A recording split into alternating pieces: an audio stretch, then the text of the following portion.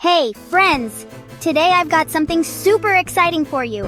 It's time for the Mystery Box Challenge. Ooh, are you ready to use your detective skills?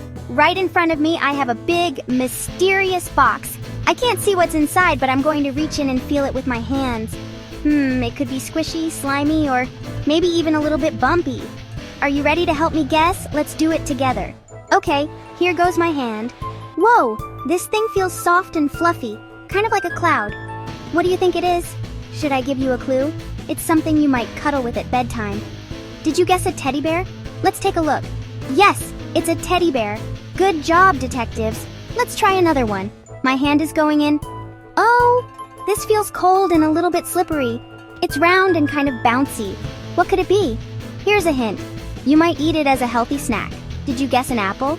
Let's see. Ta-da! It's an apple. You guys are so smart. Last one. Are you ready for a tricky one? Okay. Ooh, this is weird. It's long, squiggly, and kind of wiggly. Don't worry, it's safe. Here's your clue. You might eat this with a fork and sauce. Did you guess spaghetti? Wow, you nailed it. That was so much fun.